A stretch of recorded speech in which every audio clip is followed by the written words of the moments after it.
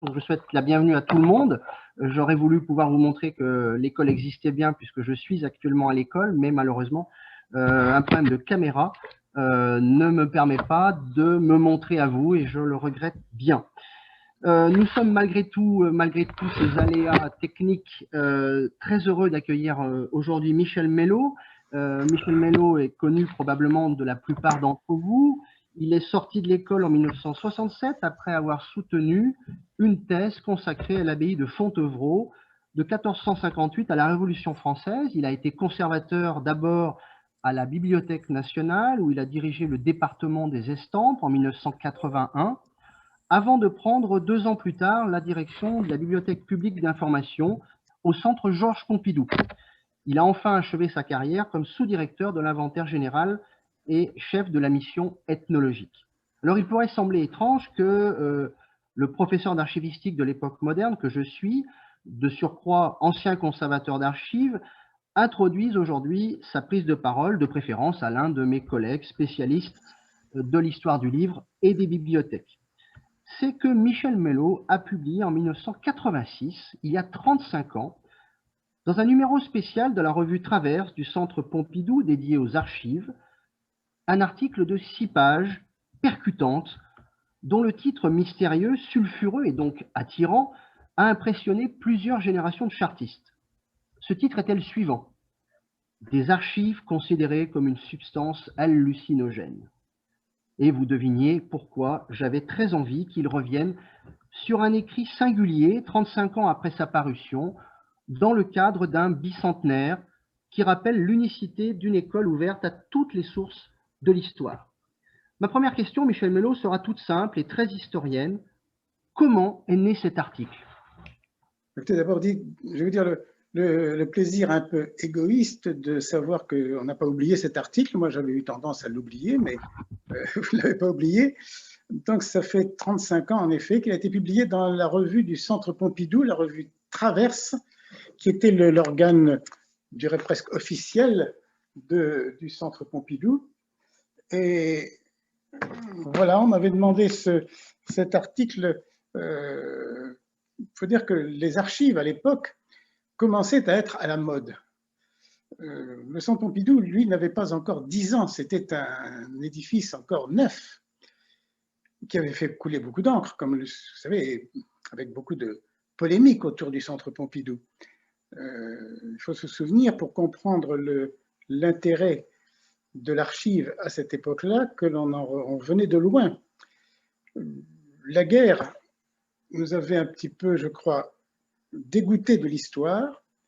Et après, il y a eu cette énorme reconstruction de la France, gigantesque, qui avait laissé le patrimoine complètement oublié. On a commencé à retrouver le patrimoine justement dans les années 1960, 70, mais c'était un peu laborieux parce que, souvenez-vous, dans les années 60, il y avait un plan d'urbanisme parisien qui avait prévu de détruire le Marais. Il faut dire que le Marais, à l'époque, était un quartier totalement insalubre. On voulait le détruire pour faire une immense artère qui traverserait Paris et qui aurait détruit là où nous sommes. Là. C'est quand même assez dur de penser ça aujourd'hui. Bon, ça n'a pas eu lieu aujourd'hui. Au contraire, il y a eu l'inverse. Il y a eu un engouement pour cette manie de volonté de détruire Paris a été bloquée par un sursaut.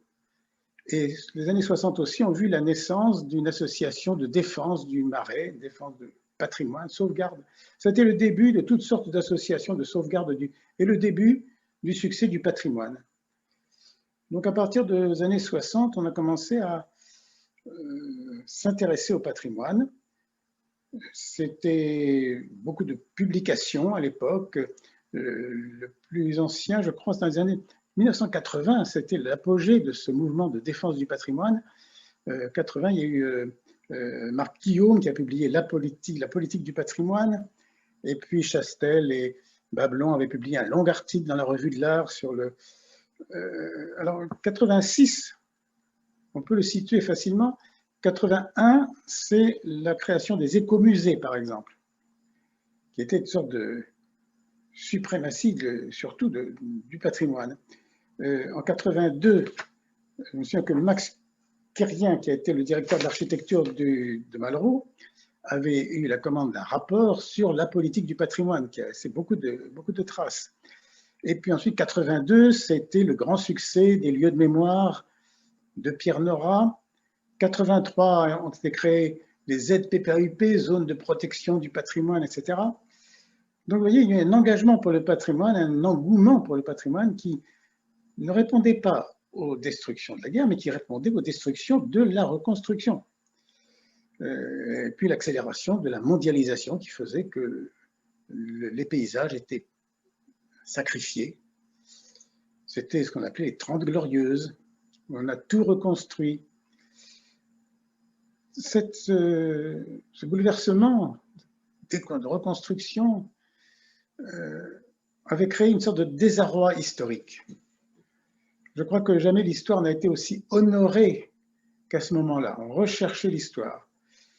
Les désordres avaient multiplié ces désirs d'histoire. Les historiens connaissaient une heure de gloire à l'époque. Aux États-Unis en particulier, les Américains avaient le culte de ce qu'on appelait la French Theory. Vous savez, les philosophes, les linguistes, les historiens français étaient les bienvenus aux États-Unis. C'est l'époque où Paul Ricoeur, 73, je crois, a fait une série de conférences aux États-Unis, d'où il a tiré Temps et récit, grande philosophie de l'histoire. À la même époque, Fernand Braudel a publié ces 3 volumes qui ont fait tant de bruit aussi. Voilà, donc c'était une époque de vedettariat des historiens, de soif d'histoire qui succédait à ces destructions et ces reconstructions qui avaient bouleversé le paysage français. Les historiens étaient sans cesse à la télévision à l'époque. Je me souviens qu'on voyait Jacques Julliard à toutes les actualités. Il était plus devenu journaliste qu'historien. On appelait l'histoire à la barre à la fois comme témoin et comme acteur. Alors, on ne parlait pas de l'histoire comme en avait parlé Bergson, la durée que l'on vit, l'histoire que l'on vit, non. L'histoire, c'était clairement le récit. L'histoire est un récit, c'est-à-dire une construction. C'était le point de vue de Ricoeur, mais bien d'autres. Ça me rappelait, j'ai retrouvé une citation d'Anatole France, que vous connaissez, dans Le crime de Sylvestre Bonnard. Sylvestre Bonnard, membre de l'Institut, archiviste paléographe, à qui Anatole France fait dire « L'histoire n'est pas une science, c'est un art et on n'est réussi que par l'imagination. » Donc, grand trouble sur l'histoire et grande renommée de l'histoire à l'époque, qui contrastait avec ce qui s'est passé pendant les guerres, où l'histoire avait été discréditée. Alors, je voudrais citer ici quand même un texte qui, moi, m'a beaucoup tourmenté et qui me tourmente encore un peu, parce qu'il texte de Paul Valéry. J'adore Paul Valéry, alors ça s'explique aussi. Il a écrit en 1931, donc entre les 2 guerres, dans un petit texte qui s'appelle « De l'histoire », un texte que je vais vous lire parce que vraiment c'est le début de mes interrogations qui m'ont amené à parler de l'histoire comme d'une fantasmagorie. Alors voilà ce que dit Paul Valéry dans ce petit texte qui s'appelle « De l'histoire ». L'histoire est le produit le plus dangereux que la chimie de l'intellect ait élaboré. Ses propriétés sont bien connues. Il fait rêver. Il enivre les peuples, leur engendre de faux souvenirs, exagère leurs réflexes, entretient leurs vieilles plaies, les tourmente dans leur repos, les conduit au délire des grandeurs ou à celui de la persécution, et rend les nations amères, superbes, insupportables et vaines. L'histoire justifie ce que l'on veut. Elle n'enseigne rigoureusement rien, car elle contient tout et donne des exemples de tout. Ah oui, l'histoire, là, elle est servie. Hein. Et il ajoute à la fin une réflexion qui est tout à fait lucide par la date à laquelle elle a été faite, 1931. Valéry dit « Rien ne se fera plus que le monde entier ne s'en mêle ».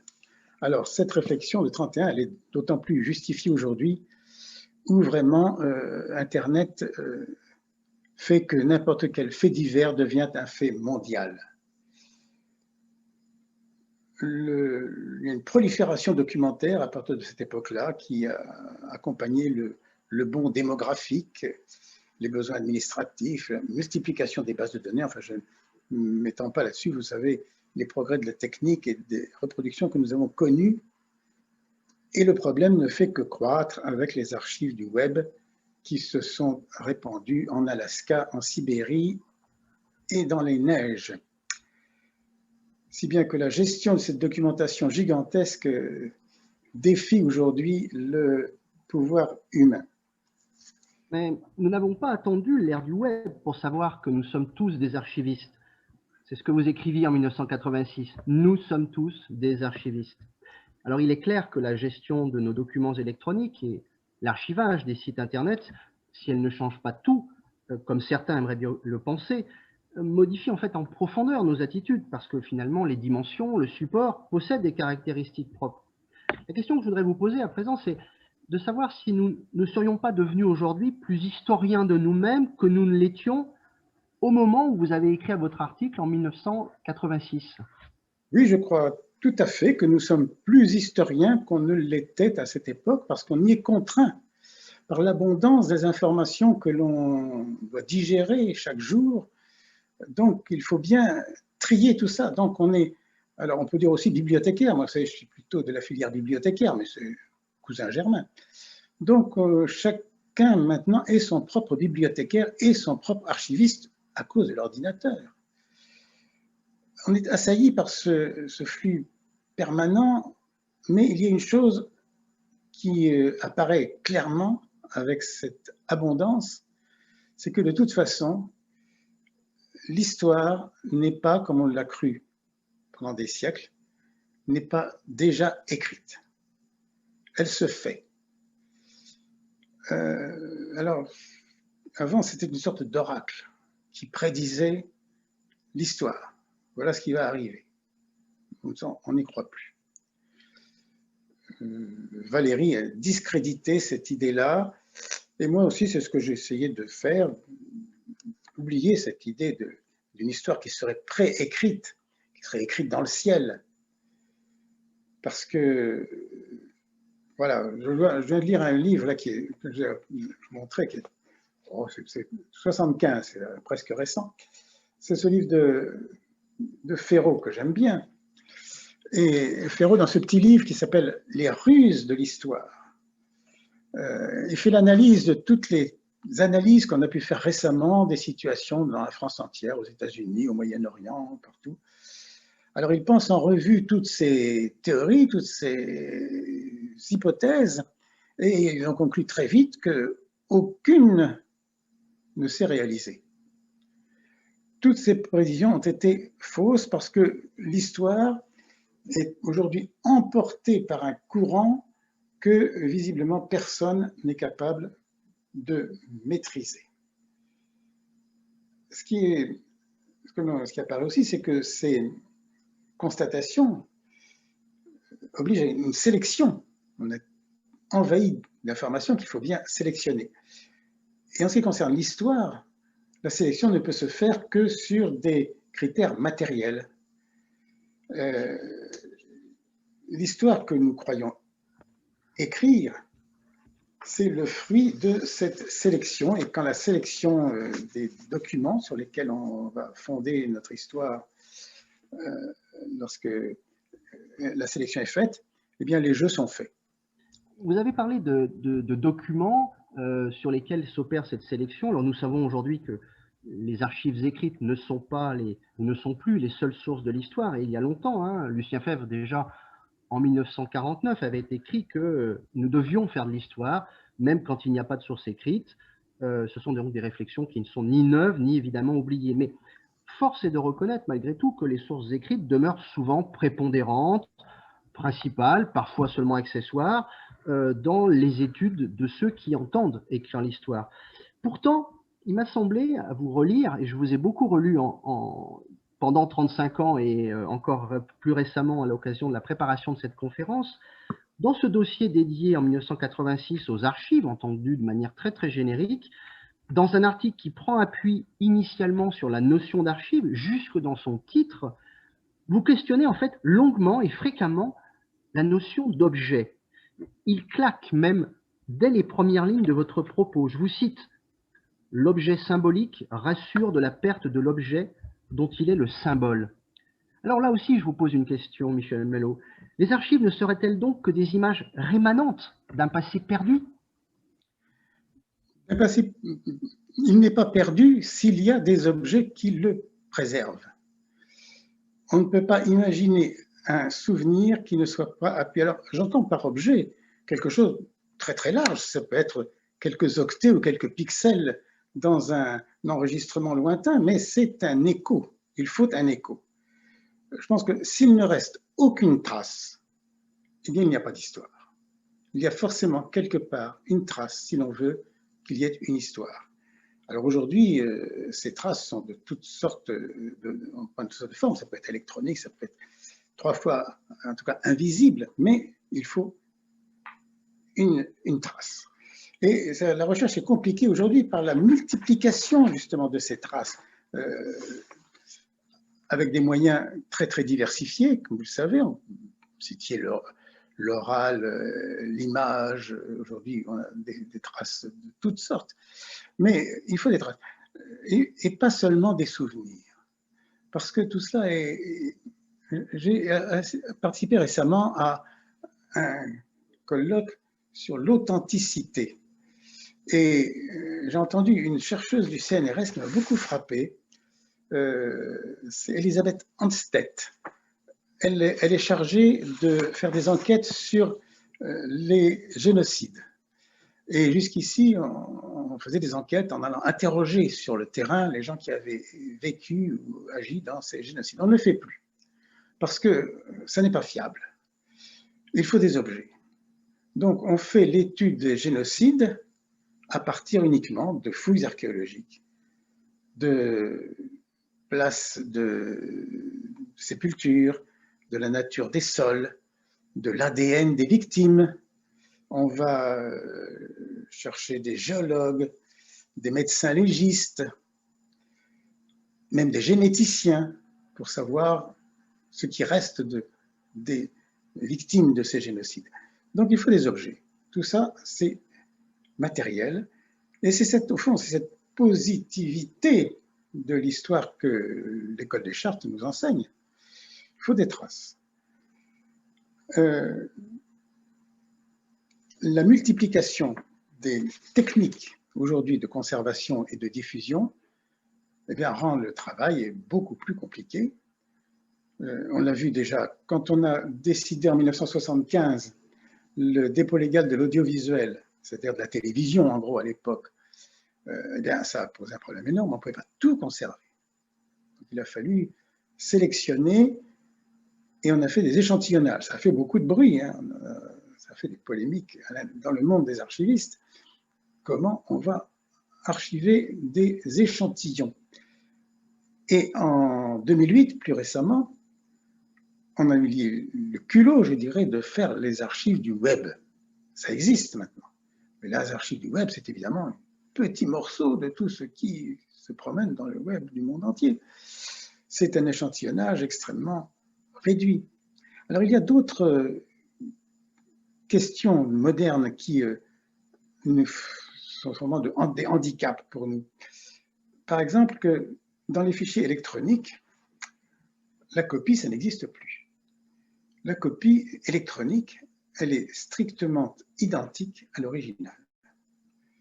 Donc, on ne peut pas, comme le fait un bon historien, classer les documents plus ou moins véridiques. Non, là, très difficile de dire, puisqu'on ne peut pas déterminer quelle est la génération à laquelle appartient tel document. Les documents numériques, on pourrait dire qu'ils produisent des clones plus que des copies. Et l'authenticité est entrée dans une sorte de crise.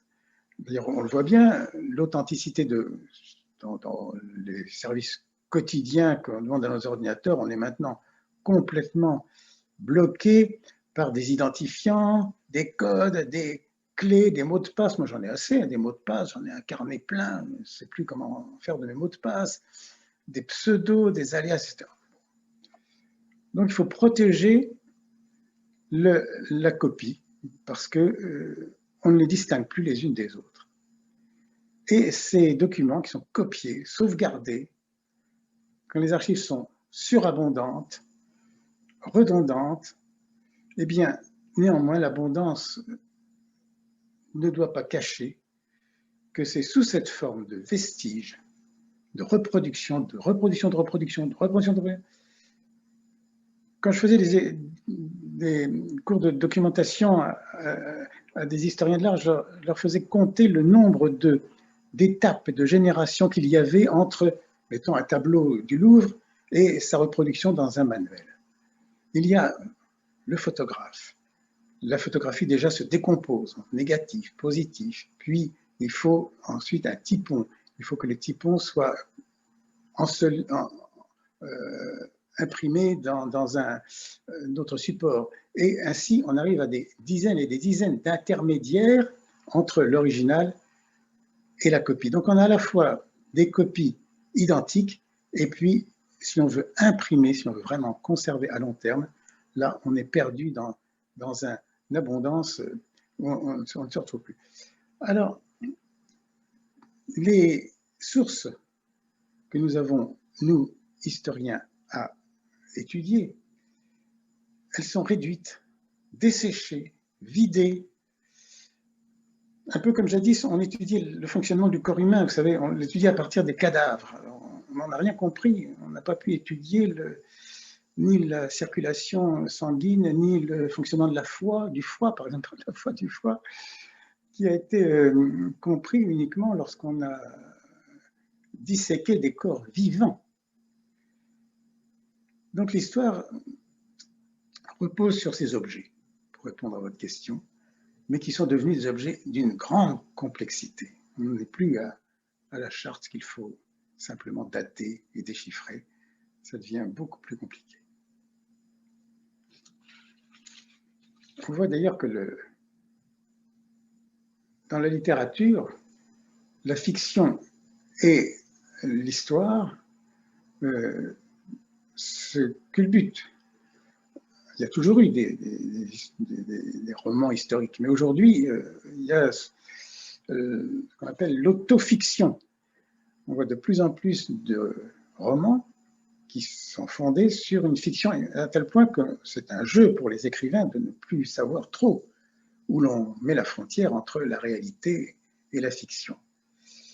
Donc tout ça est devenu extrêmement complexe, et c'est pour ça que la question du roman national, dont on fait grand cas aujourd'hui, est devenue terrible, parce que où est la frontière entre le roman et la fiction, entre le roman et l'histoire? Alors voilà, c'est devenu une histoire tout à fait complexe, et l'archive est un sujet de débat. Alors, c'est un sujet de débat, c'est aussi pour l'archiviste, c'est un sujet non seulement d'étude, mais également j'oserais dire, de fabrication. Nous le savons, l'archiviste a toujours fabriqué des archives. Et justement, sa place doit peut-être être un petit peu interrogée dans cette longue séquence que vous évoquiez d'une histoire qui finalement doit perdre un petit peu une forme de croyance. Depuis peut-être le siècle dernier, l'archiviste sait pertinemment qu'il fabrique des archives. Aujourd'hui, depuis déjà de longues décennies, depuis le siècle dernier tout au moins, il a déplacé une partie de son action vers l'amont pour conseiller le producteur des archives qu'il doit conserver. Il a promu progressivement une politique très volontariste de collecte d'archives que, a priori, rien du point de vue réglementaire ne l'obligeait à mettre en place. Et on le sait, plus récemment encore, il s'est fait acquis une forme de figure démiurgique fabriquant, en provoquant des archives orales.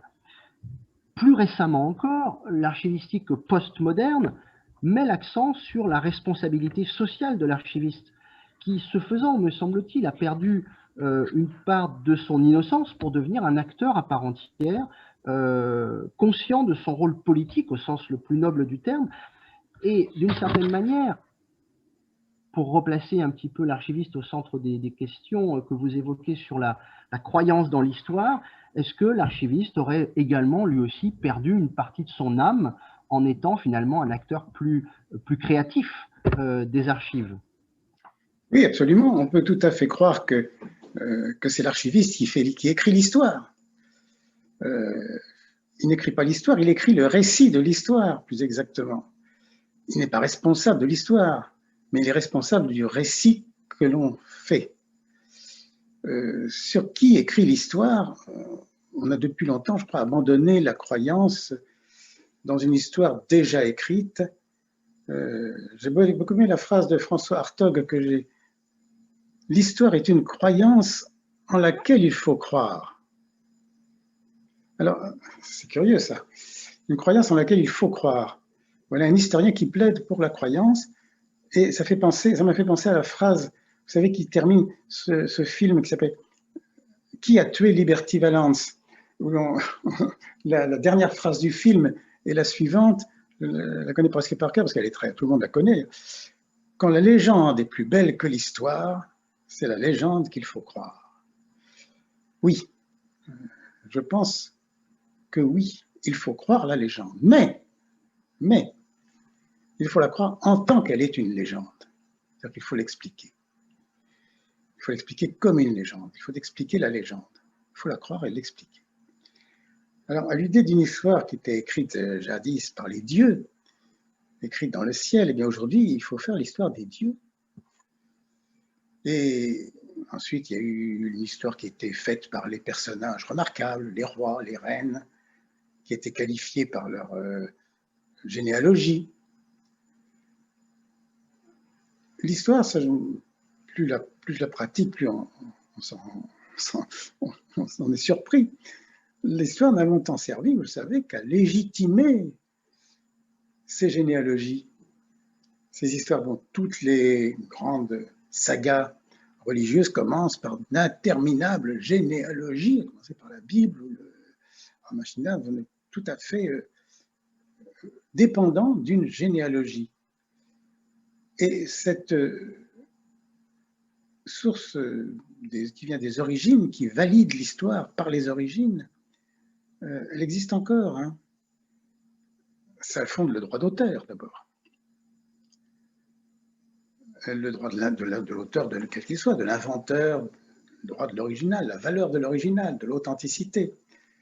Et nos démocraties n'ont pas détrôné brutalement le pouvoir dynastique. Regardez comment les grandes familles aux États-Unis se succèdent, et en France, alors pas en politique, en France, les grandes familles ont moins d'importance politique, mais dans l'industrie, par exemple, je suis surpris de voir combien les familles se maintiennent sur des dynasties. On en parle des Bouygues, des Leclerc, les Dassault. Alors voilà, c'est un peu comme les rois et les reines. Donc on est toujours dans une vision où l'histoire est écrite par des hommes. Alors après, on s'est aperçu que ça ne pas grand-chose, c'était fragile. Donc l'histoire est devenue une histoire des masses, l'histoire des collectivités, l'histoire collective. Mais elle est tout aussi imprévisible d'ailleurs que celle des individus. Est-ce que cette histoire des collectives, est-ce qu'elle traduit la recherche d'un intérêt commun? Est-ce qu'elle incarne un rapport de force? Alors, en général, on en revient à l'histoire des chefs, l'histoire des présidents, des chefs de parti. C'est fou comme on oublie la masse qui était censée faire l'histoire. Aucune sociologie ne nous a vraiment expliqué à quoi sert un chef, comment on le sélectionne et à quoi il sert. Et cette question, j'y insiste parce qu'elle prend une importance nouvelle avec les réseaux sociaux. On s'interroge, qu'est-ce qui fait un réseau social? C'est un peu comme l'origine des langues, on n'arrivera jamais à trouver comment ça commence, comment ça s'amplifie, comment ça se termine. On étudie, s'intéresse beaucoup au vol d'oiseaux, par exemple, comment les oiseaux se dirigent, qui dirige un vol d'oiseaux ou un banc de poissons dans la mer. On les voit, des images spectaculaires de ces milliers d'individus qui n'existent que par la collectivité. On ne sait pas du tout comment ils se dirigent. Alors, ou alors, est-ce que ça, on obéit à des lois de la nature? Alors, c'est devenu aujourd'hui un thème de plus en plus fréquenté. On sait très bien que le changement climatique impose un sens de l'histoire. La surpopulation, les épidémies, les catastrophes font l'histoire. Voilà, on est encore perdu dans cette facture de l'histoire, cette façon de faire l'histoire, et on ne sait pas trop dans quelle direction elle s'engage. Pour continuer un petit peu dans ce regard parfois un peu sombre sur la capacité de l'histoire à nous permettre de comprendre le monde dans lequel nous vivons, je me permettrai de citer une nouvelle phrase de votre essai de 1986. Le recours à l'historien, cette fois-ci ce n'est plus l'histoire, le recours à l'historien n'est qu'un stratagème. C'est une phrase finalement assez provocante, rude, mais je pense que c'était dans votre intention, et c'est dans un petit peu, je dirais, dans ce regard parfois désabusé que vous portez sur ce que Étienne Anaïm a appelé le travail de l'histoire. Ma question, elle sera la suivante, en particulier si je replace votre pensée de 1986 dans notre monde actuel. Avez-vous le sentiment que dans cet univers, dans ce monde que nous vivons, obsédé par les fake news, et avec des technologies qui n'avaient pas encore atteint la plénitude qu'elles ont aujourd'hui dans les années 1980, est-ce que l'histoire a quelque chose de magique qui pourrait aller au mieux jusqu'à une forme un peu lénifiante, d'opium, et au pire, jusqu'à une forme de filouterie en quelque sorte? Pas toujours, heureusement, mais oui. Oui. Le recours à l'historien, le recours est un stratagème, comme vous reprenez. Lorsque on justifie le choix des sources par la présence de l'historien. Alors là, on ne peut pas dire que l'histoire est faite par l'historien, elle est faite plutôt pour l'historien. C'est d'ailleurs pratiquement la même chose. L'historien a pour rôle de, non pas forcément de faire l'histoire, mais de la valider. Elle devient une histoire parce que l'historien la veut comme telle. Alors à ce moment-là, c'est l'historien qui devient l'alibi de l'histoire. On fait une histoire qui convient à l'historien. Et non, il faut absolument pas tomber dans cette erreur. L'historien ne doit pas être l'alibi de l'histoire, parce que l'historien n'y est pour rien dans cette histoire, c'est qu'à le dire. Et elle favorise les fake news, comme vous disiez. Les fake news, ce ne sont pas des fausses nouvelles, ce sont des nouvelles fabriquées avec une intention, plus ou moins sciemment, par quelqu'un qui n'est pas forcément un historien, mais qui devient de fait un historien parce qu'il fait l'histoire. L'histoire, en fait, est ce que les juristes appellent un bien commun. Ça n'appartient à personne. Et c'est pourquoi les sources de l'histoire doivent être libres d'accès. L'histoire n'appartient à personne et les gens qui se l'approprient, eh bien, ce sont les gens qui font de l'histoire un stratagème. Voilà. C'est de plus en plus rare parce que l'histoire certainement appartient à ce que les juristes appellent les commons, les biens communs, les biens qu'on ne peut pas, sur lesquels on ne peut pas trafiquer. Elles sont aussi source de profit. Alors, évidemment, on essaie d'en tirer profit. Alors, souvent, la source de l'histoire, elle doit être libre. On prétend que la source est libre.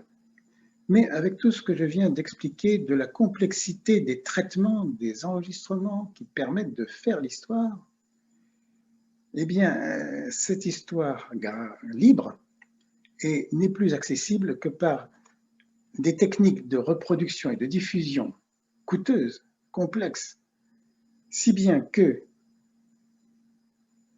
la source est libre, mais la copie est payante. Alors, je rappelle quand même que dans le droit, l'idée n'est pas protégée. Une idée n'appartient à personne. Vos idées ne vous appartiennent pas. Seule est protégée la mise en forme, ce que j'appelle l'objet, la reproduction, qui peut être alors l'objet d'un commerce, mais pas l'idée elle-même. Et ces technologies nouvelles multiplient les occasions de faire payer les idées, puisque aujourd'hui, c'est très difficile d'accéder à une idée pure. Elles sont toutes trafiquées, enregistrées, ce qu'on fait en ce moment, par exemple. Alors, on arrive à des situations qui sont un peu gênantes. Je ne sais pas si vous avez lu, il faut le lire, le récent livre de Rémi Matisse, je l'ai à côté de moi, parce que c'est mon livre de chevet, Wikipédia. Son livre sur Wikipédia, alors, on en a pas mal parlé, c'est un livre tout à fait passionnant. Alors, moi, je ne vais pas discuter de Wikipédia maintenant, mais il y a dans ce livre une diatribe que j'ai beaucoup appréciée par Rémi Matisse, des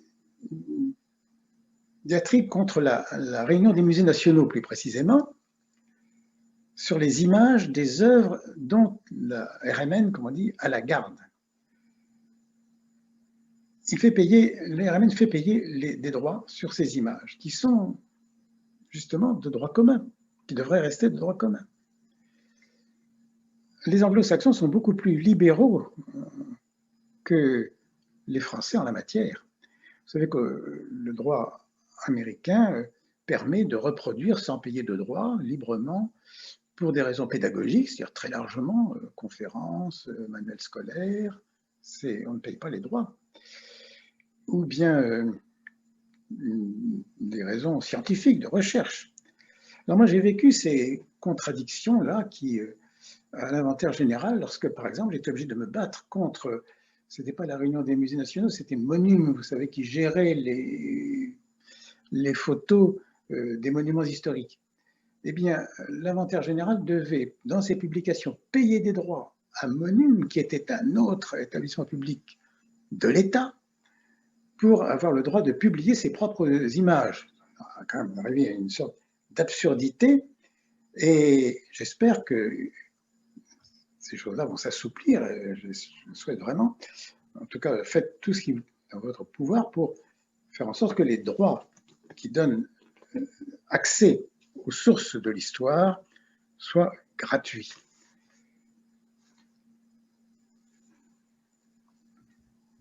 De ce point de vue, je pense que les archives ont une politique un petit peu différente et peut-être plus souple que les musées nationaux, et ça me semble relever en effet finalement d'une différence d'appréciation sur ce qu'est le patrimoine, en tout cas sa composition, et une forme d'unicité qui n'est peut-être pas si unique que cela.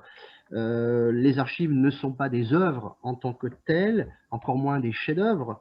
Par nature, les archives sont des objets essentiellement fonctionnels, et l'aspect esthétique qui peut les caractériser est tout aussi fonctionnel au fond, puisque une charte médiévale doit être propre, lisible, un plan cadastral doit être clair et exact, peu importe finalement que le sceau soit magnifique ou que le tracé du plan soit d'une grande finesse, et le plus souvent finalement c'est bien l'histoire et le travail de l'historien qui distingue une source qui est plus importante qu'une autre, qui le serait peut-être un peu moins et qui, sous l'œil d'un autre historien, pourrait éventuellement le devenir. Et donc, même si on décrète qu'une source est importante, décisive parfois, elle n'en devient pas une œuvre. Un bon exemple, qui me semble souvent cité et reproduit, est fourni par cette représentation que l'on connaît bien de Jeanne d'Arc, qui aurait été dessinée par le greffier du Parlement de Paris en marge de l'un de ses registres, du vivant de Jeanne en 1429. En fait, on le sait, le greffier n'a jamais vu Jeanne, mais ce dessin a acquis une valeur iconique qui en fait aujourd'hui une œuvre remarquable. Et d'ailleurs, je crois que l'agence Giraudon l'avait incluse dans son catalogue de clichés qu'elle proposait à la vente de ses clients, un cas qui me semble plutôt rare aux archives nationales. Et donc ça me permet, cette petite incise, de venir à l'une de vos grandes spécialités, l'histoire de l'art. Alors, on vous connaît pour cet article sur effectivement les archives, pour votre belle et grande carrière dans les bibliothèques et ensuite à la mission ethnologique, mais l'histoire de l'art est un domaine qui vous passionne. Vous avez cité un certain nombre d'exemples qui en relèvent. Est-ce que cette histoire vous a amené à porter un regard spécifique sur ce patrimoine d'un genre particulier en rapport ou par rapport aux archives en général?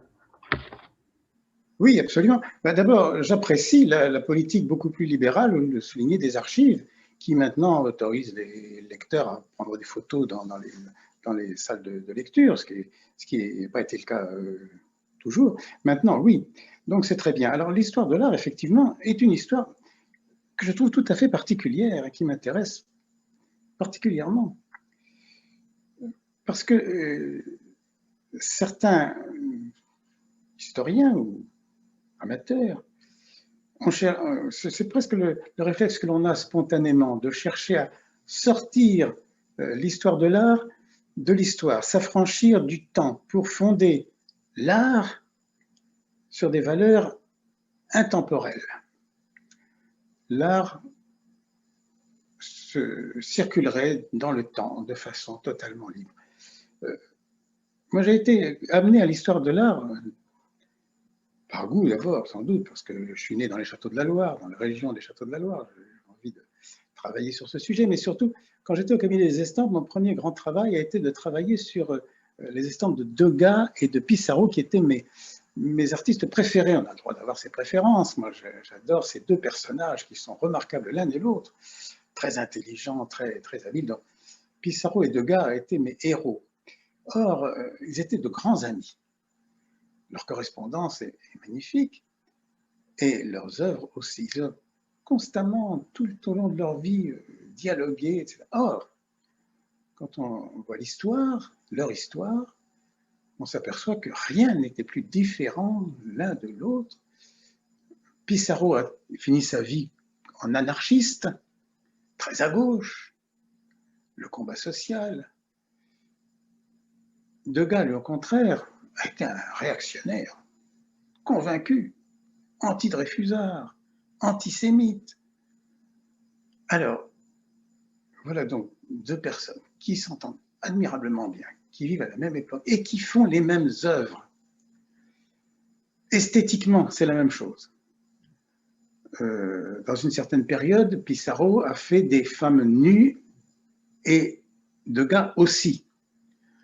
Sauf que les femmes nues de Degas, c'était dans un bordel, et les femmes nues de Pissarro, c'était des bergères sur l'herbe. Mais ce sont les mêmes, quand on les regarde, ce sont les mêmes formes. Comment une même forme peut-elle recouvrir comme ça des idéologies si opposées? Voilà ce qui m'a tourmenté pour essayer. Alors, je crois qu'on peut arriver à surmonter cette contradiction. Et ça ne veut pas dire du tout que l'art est hors de l'histoire. Au contraire, on explique très bien pourquoi l'un et l'autre ont eu ces coïncidences. Non, l'histoire de l'art, c'est ce que j'essaye de montrer dans chacun de mes ouvrages, n'échappe pas au temps, contrairement à ce que l'on voudrait lui faire dire. L'art n'est pas une valeur hors du temps. Et Malraux, qui justement a longtemps prêché pour ça, avait intitulé son dernier livre L'intemporel, et je disais tout à l'heure, il a fini par dire on a compris que même l'intemporel n'était pas intemporel. L'étude d'une histoire de l'art montre qu'elle se déroule en fait à un autre niveau que l'histoire politique, économique, que l'histoire qu'on apprend habitude, qu'on étudie habitude. À un autre niveau. Pourquoi? Parce que le document art est effectivement différent. C'est un document qui circule, qui se fait en dehors de la langue, qui n'est pas accessible par la langue, qui est accessible par une sensibilité, on peut dire tout ce que l'on voudra, mais autrement que par l'intellect. C'est une œuvre sensible, qui se passe de la langue et qui, pour cela, circule en dehors non pas du temps, mais parce que chaque époque a sa sensibilité, mais en tout cas en dehors des périodes et des clans ou classes, que vous voudrez, de l'histoire que l'on étudie habituellement. Alors, cette particularité de l'art pour circuler à un autre niveau que l'histoire habituelle, l'histoire, eh bien, permet de développer des analyses qui sont au-delà des différences épidermiques, politiques, religieuses, que l'histoire nous montre d'habitude. Voilà pourquoi l'histoire de l'art me passionne particulièrement. Ceci dit, l'histoire de l'art ne nous permet pas de prévoir l'avenir. On constate qu'il y a ces coïncidences, ces recoupements, ces divergences qui ne coïncident pas avec l'histoire économique ou politique, mais ce n'est pas pour autant qu'on peut en tirer des leçons. On ne peut pas dire qu'un art est supérieur à l'autre. Chacun a ses goûts, personnellement, oui, mais globalement, on ne peut pas affirmer la supériorité d'un art par rapport à un autre, parce que précisément, elle n'est pas du même langage. J'ai le souvenir pour caractériser ce scepticisme sur l'éternité de l'art, que je ne suis pas seul à partager, je crois que beaucoup de gens le savent bien, me fait penser à une anecdote que j'avais connue grâce à un juriste, un grand juriste, qui racontait l'histoire suivante. Il racontait l'histoire de deux personnes qui se promènent dans la lande et qui sont brusquement enveloppées par le brouillard. Alors ils sont perdus, ils ne savent pas où aller et brusquement ils voient apparaître un troisième personnage. Alors ils sont rassurés, ils disent « Ah, voilà quelqu'un du pays, il va nous dire où nous sommes. » Alors brave, où sommes-nous? Pouvez-vous nous dire où nous sommes? Le troisième personnage dit « Oui, oui, je vais vous dire où vous êtes. » Ah, dites-le nous. Eh bien, vous êtes dans le brouillard. Alors, le juriste fameux qui me racontait cette histoire disait « Voyez, ce personnage-là, c'était un juriste. Parce qu'il disait la vérité. Et il donnait raison à chacun des parties, à chacune des parties. » Ça m'a beaucoup frappé. Je pense qu'on est un petit peu dans cette situation-là. On est dans le brouillard. Eh bien oui, il faut accepter. Ça ne veut pas dire qu'on va se perdre. Il faut accepter ça. Moi, je pense qu'on est actuellement dans une période qui me fait penser à ce que Plutarque avait analysé dans son petit texte sur les oracles qui ont vécu. Il a fait un petit texte à la fin du 1er siècle. Des oracles qui ont vécu, parce qu'il s'était aperçu que les citoyens de l'Empire romain ne croyaient plus dans leur Dieu. Ah, alors ils n'allaient plus dans les oracles. On ne pouvait plus leur annoncer ce qui allait arriver. Il a fait une enquête sur ce phénomène. Alors, c'était la fin du 1er siècle, effectivement. Le christianisme n'était pas encore là. Est-ce qu'il a réglé l'affaire? Je n'en sais rien. En tout cas, à cette époque-là, on s'est posé la question de mettre en doute les prédictions des devins ou des pittis. Je crois qu'on est un petit peu dans cette période-là en ce moment. On ne sait plus trop qui croire. Parce que, voilà, l'historien n'a pas la vérité. L'historien, il a toutes sortes de vérités. Alors, tout ça est très pessimiste. On va dire, mais alors, à quoi sert l'histoire? Eh bien oui, moi je crois dans l'histoire. Je ne crois pas dans l'histoire prédictive, vous l'avez compris. C'est là l'hallucination, c'est l'histoire qui va prévoir ce qui va se passer, ou qui justifie un parti plutôt qu'un autre. Ça, c'est difficile de l'admettre. Mais néanmoins, cette histoire, elle nous est pas seulement utile, mais nécessaire. J'entendais récemment dans ces petits films remarquables que Boucheron produit dans la télévision assez souvent. Là, il expliquait très bien les choses, pourquoi l'histoire nous est indispensable. Non pas pour l'avenir, elle ne nous dit rien sur l'avenir, mais sur le présent. L'histoire nous permet de démêler ce qui se passe en ce moment, de clarifier la situation. Si bien que l'archive, pour moi, est moins un témoignage du passé qu'une activité présente, une activité, je dirais, organique, qui nous tient à cœur et au corps, une activité inhérente à l'être humain qui en a besoin. Pourquoi? Parce qu'il faut se situer dans le temps. On a besoin de se situer dans l'espace, sinon on ne bougerait pas.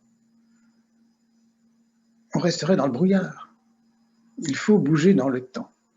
Alors, pour cela, il faut savoir où l'on est dans le temps. Et l'histoire, l'étude de l'histoire est un temps de repos dans le temps qui court sans cesse, qui nous étourdit et qui permet de faire le point dans le cours du temps qui ne cesse jamais. Une phrase que j'aime beaucoup aussi, je ne sais plus où je l'ai trouvée, mais je l'adopte. L'histoire sert à rendre le passé habitable. Merci beaucoup pour cette magnifique conclusion que je reprends très volontiers à mon compte. J'enseigne à l'école des Chartes à des jeunes gens et avec des collègues qui croient aussi comme vous que nous ne sommes pas des devins, mais qu'en revanche, comprendre le passé, l'intégrer à notre présent est peut-être la meilleure des antidotes au malheur du monde. Et vous avez parfaitement raison de reprendre ces paroles. Et je vous remercie infiniment pour cette magnifique conférence qui, en ces temps un peu particuliers que nous vivons tous, nous amènera non seulement à réfléchir, mais aussi probablement à nous conforter, parce que je sais que beaucoup de ceux qui assistent aujourd'hui à distance à cette conférence sont des historiens, qu'ils soient archivistes, qu'ils soient chercheurs, qu'ils soient bibliothécaires, peu importe. C'est quelque chose qui nous rassemble et je vous remercie infiniment de nous avoir offert par ce retour sur un petit texte, mais souvent les petits textes sont tellement profonds, que vous avez écrit voici maintenant 35 ans,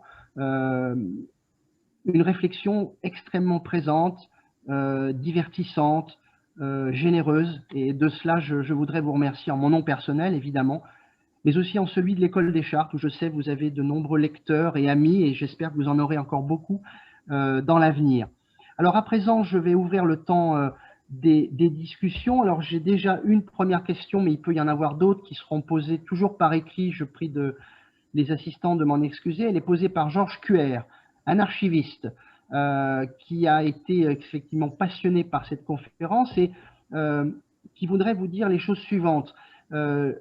Il adhère à l'idée défendue par Joseph Morcel, pour lequel la réduction de la trace à l'empreinte, en suivant les thématiques développées par Carlo Ginzburg, est probablement ce qui est le plus intéressant parce qu'elle privilégie le spectaculaire et le visible aujourd'hui.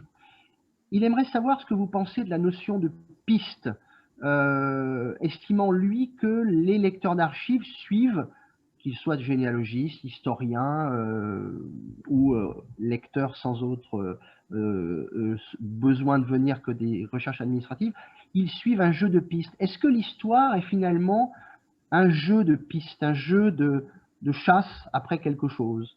Oui, c'est une très belle image, je l'adopte volontiers, oui, absolument. C'est quand on est dans le brouillard, on cherche une piste, tout à fait. Alors, c'est vrai que dans mon expérience, à mon niveau qui est très très bas d'historien, oui, on aime suivre des pistes. Alors on trouve un petit indice et puis on essaye de le développer pour clarifier la situation, comme quand on a un écheveau de ficelles inextricables et que petit à petit on renoue le parcours. Oui, c'est très très juste. Je ne sais pas s'il y a d'autres questions qui pourraient être posées. N'hésitez pas à le faire savoir par le biais de soit du fil de la discussion publique, soit par le petit bouton questions et réponses au bas.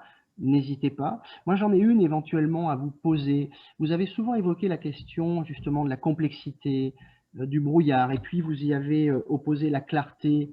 Est-ce que la clarté est toujours quelque chose de souhaitable? Est-ce que le sens finalement de quelque chose d'embrouillé n'est pas finalement parfois préférable? Je pense en particulier à ces liasses d'archives que l'on aimerait réduire à une seule analyse et qui finalement se prêtent mal à ce jeu un peu givaresque de l'analyse historique. Donc je ne sais pas ce que vous pensez de cette question de la clarté ou au contraire Tout à fait. Non, je complexité du suis monde. tout à fait séduit par votre hypothèse, je la partage totalement. Souvent, le brouillard est préférable. D'ailleurs, dans les romans, moi j'aime beaucoup les romans qui ne finissent pas. Vous savez, de très très beaux romans. Dans les romans de Simenon, il y a souvent pendant les Maigret, parce que dans les Maigret, il y a une enquête policière, alors là, il faut arriver à une solution. Mais dans ces autres romans, il décrit une situation complexe, souvent psychologiquement très, très élaborée, et puis il n'y a pas d'issue. Il y a beaucoup de romans de Tolstoï, comme ça, ou de Tchekhov, qui ne finissent pas. J'aime bien les histoires qui ne finissent pas, parce qu'on est dans cette situation. Alors il faut accepter ça aussi. Et tout à fait, je pense que parfois le brouillard est préférable à la clarté, parce que la clarté nous trompe aussi.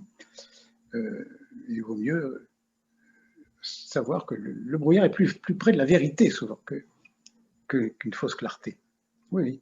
Merci beaucoup, je partage aussi cette vision des choses. Oui.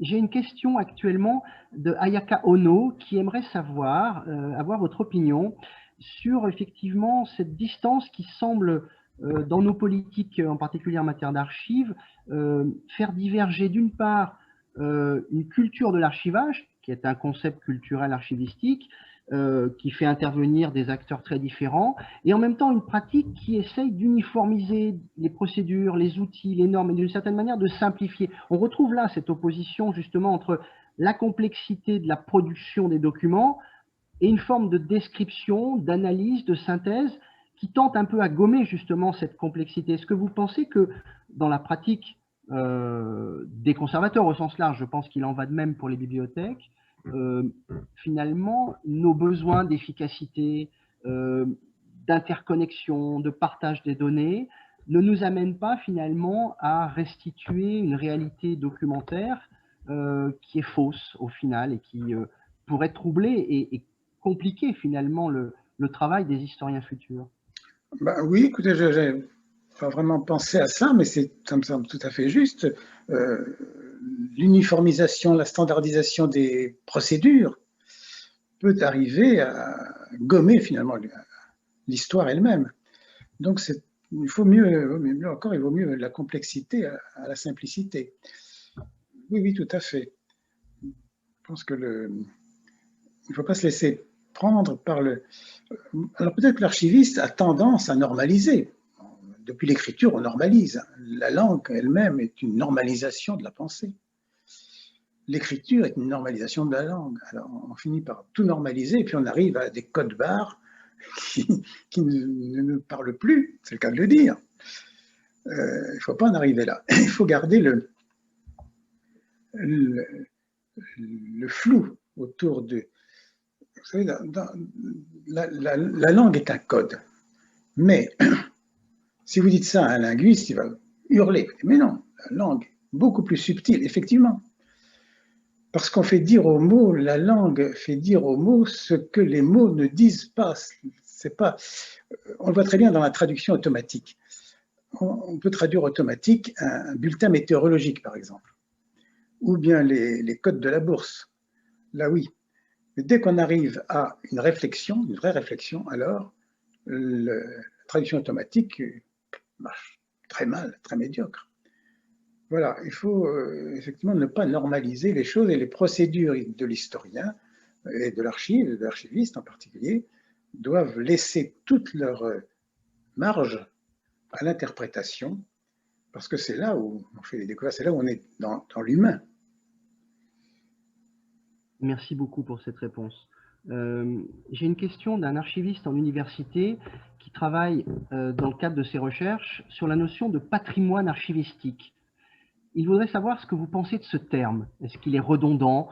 Est-ce que c'est une forme d'oxymore? Je ne sais pas. En tout cas, je ne sais pas si vous avez une opinion sur sur ce terme particulier. Non, je n'ai pas d'opinion, mais je vais essayer de réfléchir. Oui, apparemment, c'est plutôt un pléonasme, un archivisme. Patrimoine, c'est la conservation. Alors, je ne sais pas si c'est vraiment la même chose, mais pas forcément. Pas forcément, parce que le patrimoine, c'est plus qu'une conservation d'objets, c'est aussi une constitution, une collectivité qui se retrouve dans cet objet. Le patrimoine, c'est une solidarité, et là, on est un petit peu dans un registre un peu différent. Enfin, c'est une belle question, oui, effectivement. Est-ce que Merci de la question. Georges Cuer revient sur le numéro de Traverse dans lequel vous avez publié votre texte, et il se souvient qu'il y avait un texte de Michel de Certeau, je crois, dedans. Oui. Il aimerait savoir si vous pouvez nous dire un petit peu quels ont été vos rapports avec Michel de Certeau, si vous avez travaillé avec lui, si vous avez échangé, si ces travaux vous ont inspiré. Voilà, une question un peu générale. Inspiré, non. Oui, je l'ai bien connu parce il a occupé même une fonction un peu officielle au Centre Pompidou, une sorte de, je dirais pas de gourou, mais de penseur. Monsieur Maheu, qui était le président du Centre Pompidou à l'époque, était un homme extrêmement soucieux de la philosophie, de la réflexion, et c'était une chose que moi j'appréciais particulièrement. Et il avait pris de Certeau comme une sorte de confident. Alors, il venait souvent à nos réunions, et j'ai toujours eu grand plaisir à discuter avec lui. Ceci dit, bon, non, ces ouvrages ne m'ont pas ouvert d'une perspective particulièrement remarquable, mais c'est quelqu'un pour qui, humainement, j'avais beaucoup d'affection, oui. Est-ce que cette histoire des mythes, beaucoup là-dessus, ne m'a pas beaucoup appris. Peut-être que je ne l'ai pas suffisamment lu, je devrais. Oui.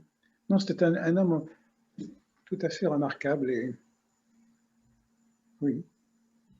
Merci beaucoup.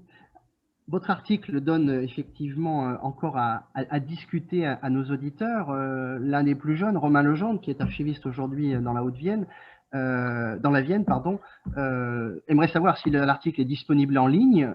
J'ignore s'il l'est, mais en tout cas, nous avions parlé tous les deux d'une réédition possible, donc nous verrons ce que nous en faisons. Mais Odile Wölfelet, qui avait eu le grand plaisir de travailler avec vous, Oui. on voudrait revenir en fait sur la genèse de l'article, parce qu'elle avait été, comme nous tous, frappée par le titre extrêmement créatif et suscitant effectivement des interrogations. Elle voudrait savoir si le titre est venu après l'écriture du texte, ou si au contraire vous avez posé le titre et que l'article est venu ensuite.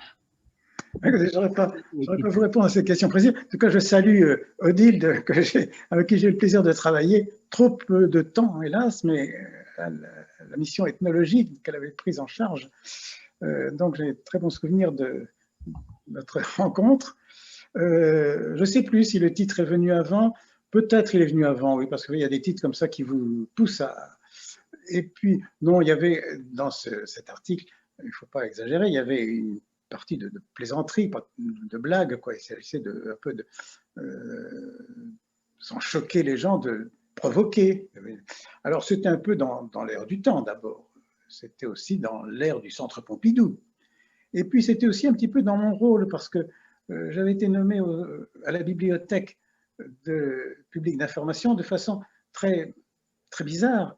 Rien ne me prédisposait à diriger cette bibliothèque. Moi, j'étais un homme du patrimoine, un homme de l'estampe. J'avais écrit une histoire de l'estampe, j'ai écrit beaucoup d'histoires sur la gravure, après sur la photo, mais pas sur le... et me voilà propulsé grâce à mon prédécesseur à la direction de la BPI, M. Fillet, que j'honore particulièrement. Fillet était un type absolument remarquable, et j'étais le premier surpris lorsqu'il m'a convoqué moi, j'étais tranquillement installé comme directeur du cabinet des estampes. J'étais persuadé d'y finir ma carrière. Et puis, un jour, j'ai reçu cette invitation de M. Fillet, que je connaissais un peu parce qu'il était un bibliothécaire déjà connu et remarquable. Et il me demande de venir le voir. Il me dit, voilà, je vais prendre ma retraite et j'aimerais bien que vous me succédiez. J'étais stupéfait parce que moi, j'étais un historien de l'estampe, je n'étais pas du tout le Centre Pompidou. Alors, il avait un raisonnement qui était finalement très juste, il me dit, voilà, ici, à la BPI, ça marche bien, ça marche trop bien, vous savez, 10, 12 000 lecteurs chaque jour, tout fonctionnait très bien. Mais il y a quelque chose qui ne va pas, c'est les images. Parce qu'on n'a pas réussi à intégrer vraiment comme l'esprit du Centre Pompidou devait le faire, et l'idée de médiathèque qui était celle de Seguin, le fondateur de la BPI, bienheureux fondateur, lui, il sera certainement allé au paradis des bibliothécaires, Seguin aussi bien que Fillet. Et voilà, il n'avait pas réussi à intégrer l'image et le son assez mal dans l'ensemble. Alors, moi, au cabinet des estampes, j'avais eu la chance de fabriquer un vidéodisque et puis de m'intéresser beaucoup à des problèmes plus généraux sur l'image, la nature de l'image. Alors, Fillet avait fait le raisonnement suivant, tout fonctionne bien sauf l'image à Beaubourg. Alors, il faut et puis l'image et le spectacle. On reprochait à la BPI de ne pas faire d'expositions aussi tonitruantes que celles qu'organisait le musée. Il y a toujours eu, vous savez, je ne sais pas si elle existe encore, ça doit exister encore, une grande rivalité, plutôt une émulation, plus qu'une rivalité, entre le musée et la bibliothèque. Et M. Maheu, que j'honore aussi, j'ai eu de la chance de travailler avec des gens intelligents qui m'ont donné des chances. Maheu m'avait dit, c'est pas normal, la BPI, vous ne faites pas de grandes expositions, tout est réservé pour le musée. Vous devriez être plus présent dans la partie animation, pas seulement exposition, mais les débats, la BPI ne se manifestait pas suffisamment, si bien qu'elle se faisait un peu oublier dans le Centre Pompidou. Et Maheu, qui était soucieux de faire l'équilibre entre ces différents départements, m'avait dit, vous connaissez les musées. Ayant travaillé au cabinet des estampes, je ne pouvais pas ne pas avoir des relations assez étroites avec les musées, notamment avec Dominique Bozo, qui était à l'époque le directeur du musée. Je les connaissais bien, j'avais fait des expositions. Eh bien voilà, Monsieur Melot, j'attends de vous que vous fassiez de belles expositions, des débats, que vous invitiez des historiens à discuter. Voilà. C'était passionnant. Moi, j'avoue que j'étais absolument ravi. J'ai quand même été frappé et pendant quelques semaines, je me suis demandé si j'allais accepter cette proposition qui me paraissait farfelue de me nommer, moi, l'homme des estampes, à la plus grande bibliothèque publique d'information, qui n'était pas du tout mon rayon jusque-là. Voilà, j'ai tenté le coup et je ne l'ai pas regretté. Le Beaubourg a été pour moi une période bénie et fructueuse. Voilà. À propos de Beaubourg, pour ne pas quitter complètement le sujet, notre confrère Nicolas Karabidakis, que vous connaissez sans doute, nous demande ce qu'il en est aujourd'hui de la revue Traverse. Est-ce que vous savez ce qu'il en est? Est-ce qu'elle est toujours active ou pas? Ah, écoutez, non, je pense qu'elle a disparu, mais je n'en suis pas certain. Je vais vérifier. En tout cas, il faut vérifier si elle est numérisée, sans doute, j'espère. Mais je crois qu'elle n'existe plus, non. Je me demande même si elle a survécu au numéro sur les archives. Non, ça non. Mais à Maheu qui l'avait fondé, je ne sais plus. Ça, à côté, bonne question, qui s'adresse aux bibliothécaires. Je vais voir où en est la revue Traverse. Alors, je vois arriver une nouvelle question. Ah oui, Odile Velfelet nous fait remarquer qu'on a longtemps trouvé des numéros de Traverse chez les destockers, et je vous avoue que moi-même, lorsque j'étais élève à l'école au début des années 1990, je l'ai acheté effectivement chez un destocker, non loin du reste du centre Pompidou, donc je ne dois pas être le seul, mais aujourd'hui il ne s'en trouve plus, je crois. C'est un numéro de collectionneur. Odile ne sait pas si la revue existe. Non, elle n'existe plus, c'est sûr. Mais... Non, je ne crois pas. Non, elle n'existe plus. Mais quand est-ce qu'elle a disparu, je n'en sais rien. Y a-t-il d'autres questions qui viendraient être posées à notre orateur de ce soir? Alors oui, non, Odile Velfele vous confirme qu'elle n'existe plus depuis pas mal d'années. Voilà. Nous avons encore quelques instants si certains veulent se manifester par écrit. On va encore attendre quelques instants. On manque d'ailleurs de... Bon, je ne vais pas dire du mal de l'électronique parce qu'on va m'accuser d'être un vieux schnock, mais les revues imprimées manquent quand même. Moi, j'ai participé, vous savez, peut-être très longtemps, dès l'origine, au cahier de médiologie avec Régis Debray. Et c'était aussi un espace où l'on pouvait s'exprimer, mais avec tout l'espoir, le respect, l'enthousiasme que provoque l'électronique et l'informatique et la numérisation. Je suis de ceux qui pensent qu'elle ne remplacera jamais l'écrit, et justement parce qu'il y a une différence d'objet. Bien sûr, quelques milliards d'octets ou de pixels sur un ordinateur, ce sont des objets. Mais le livre, c'est un objet compact, manipulable. Donc je vais encore une fois plaider la cause du livre. Un Canadien que je ne connais pas malheureusement a fait un livre excellent sur ce sujet-là. Il l'a intitulé simplement, c'est un plaidoyer pour le livre papier, il l'a intitulé simplement « The book is there ». Le livre est là. Voilà. C'est tout, ça dit tout, et il a raison. Le livre, lui, est là.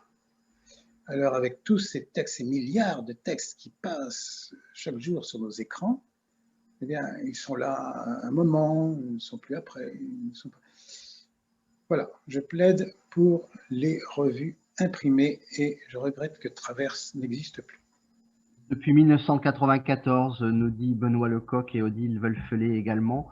Et je crois que nous allons prendre congé de vous sur cette magnifique parole, ce plaidoyer en faveur des revues imprimées qui effectivement ont fait notre bonheur et je l'espère feront encore longtemps notre bonheur pour tout le monde. Écoutez, je remercie absolument tout le monde d'avoir patienté jusqu'à l'ouverture de ce salon pour entendre une magnifique conférence qui, je crois, restera dans les annales de l'École des Chartes. Je vous remercie beaucoup, Michel Mello. C'est moi qui vous remercie de cette l'invitation de l'école et d'avoir vous être prêté à ce jeu de questions et de réponses auquel j'ai pris du plaisir personnellement, évidemment, mais je l'espère également tous ceux qui nous ont écoutés ce soir, que je salue et auquel je donne rendez-vous pour la prochaine conférence de l'école qui vous sera annoncée par les mêmes voix que vous avez appris, avec lesquelles vous avez appris cette conférence de ce soir. Donc, je vous souhaite une très bonne soirée.